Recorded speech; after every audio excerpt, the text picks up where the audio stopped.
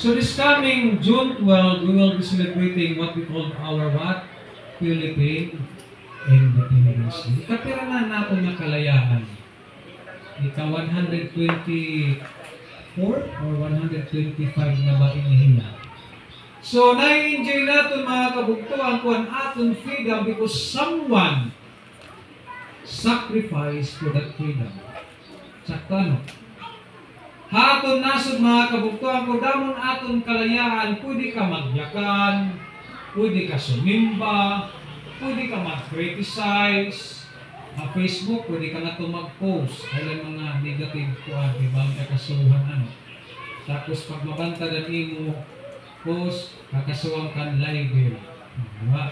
So maray ka naging tatawag na freedom, kaya ka mag-prison. So atong kinabuhi mga kabugtuan, kung I'm not talking about an atong physical na kalay, but I'm talking about our spiritual freedom in Christ.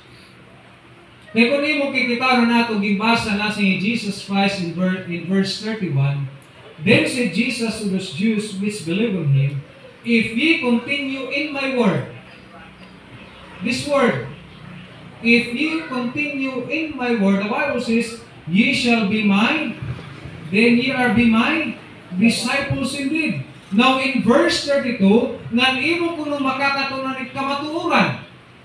Kanay kamatuoran ng ato nakatunan. Kamatuoran ng iyong Kristo. Nasindi ang kamatuoran kuno nga ni ato makatunan, nasindi ang kamatuoran gihapon it magpapalaya ka ato. Pasalamat kita mga kabugtuhan ko nga kita kan Jesus Christ gitagaan kita gintatawag nga kalayaan nga diri na naton kinahanglan mawuri in the future. This freedom mga kabugtuhan ko ginhatag niya aton through His sacrifice on the cross of Calvary. He died for you and for me. Amo bitaw kung imo kikitaon the word freedom ha dictionary, and the meaning is the quality or state of being free. That is the word freedom. Pero kung aton nga ni basihan at biblical view, it is the mark of the new dispensation at aton kinabuhi. Kami itong kalayaan, freedom. So aton makikita mga kabugtuhan ko nila kan Jesus Christ, He gave us a freedom that the world cannot give us. Kalayaan mga kabugtuhan ko na kay Kristo lamang natin makikita at hindi natin makikita sa mundo ito. Yan ang tunay na kalayaan. Hindi kaya maibigay ng sanlibutan. Kundi makikita lang natin ang kalayaan yan dyan mismo kay Kristo Jesus. Kaya nga ang sabi ni Jesus Christ, and ye shall know the truth, and the truth shall what? Make you free. So, ang akong mensahe this morning is free indeed. So, amo ito na atong mensahe. Number one, na dapat naton masabtan this morning about this message. Number one, aton nakita, the source of our freedom. The source of our freedom. Sino nga ba ang makakapagbigay ng kalayaan sa ating buhay?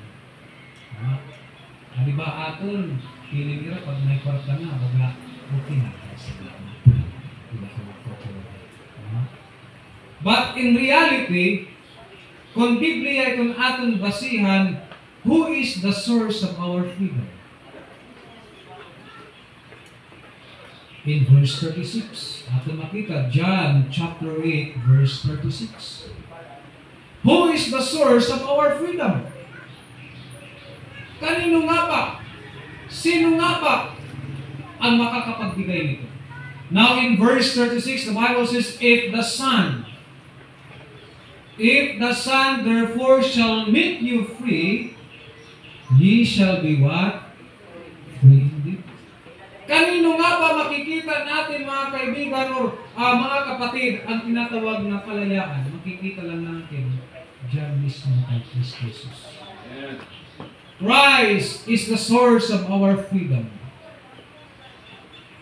Ang bita mga kabugtuan kung na-enjoy nato ng atong pinabuhi kay tungod may dakit na Kristo atong kasing-kasing.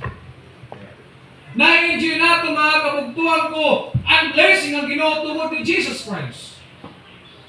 Kaya kung marahin Jesus Christ magsakripisyo aton, abot na kung nakikita yun. Hello? Nakapantay kita. Nakapantay ka ba itong tao na priso? Na pinako ng sentensya, kinabuhi is life imprisonment. Kada niya pagkikita ba siya ako, yan akong kinabeto noon na hayahaya ko na itong kalibutan. Yan na, ada ko pusuhan, kaon naturog na ako. Libre kaon pagod, libre. Yan po si Pamanira, ang mga preso libre, dormitory. Free board and lodging. May naka pa security guard 24 hours. Kaya uniforme ka pa. No? So, do you think itong mga preso nga ada presuhan? Do you think para ira o pinara na preso? Mag-ihin niya pira kaya ako mga kalabas. Ang ito kasagaran ng mga preso na iska ko nala. So atong kinabuhi mga kabuktuhan ko, Jesus Christ or the Lord Jesus Christ give us this freedom so that we can enjoy it what? Freely. Hindi natin. Ang kalayaan mga kabuktuhan ko nga waray kabalyo. Even money cannot guarantee us freedom. Even popularity cannot guarantee us freedom. Bisan hino, waray makakaganan siya, waray makakahatag ng kalayaan. Only the Lord Jesus Christ. Amo po ito in the book of Isaiah. It is being predicted by the prophet Isaiah that the mission of Jesus Christ will give us what we call freedom. In the book of Isaiah 42, verse 5 to 7. Isaiah chapter 42. 42, verse 5 to 7. It is being predicted by Isaiah that the mission of the Lord Jesus Christ is to give us freedom. Isaiah chapter 42, verse 5 to 7. Ano na?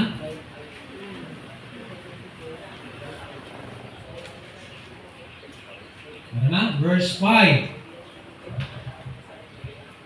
Thus saith God the Lord, He that created the heavens, and spread them out, He that spread forth the earth, and that which is coming out of it, He that giveth breath unto the people upon it, and the spirit to them that walk therein. Now in verse 6, I the Lord Jesus Christ, or God the Father, I the Lord, have called thee in righteousness, and will what? Will hold thine hand, and will keep thee and give thee for a covenant of the people, for a light of the Gentiles. Now in verse 7, to open the blind eyes, to bring out the prisoners from the prisons, and them that sit in darkness out of the prison house.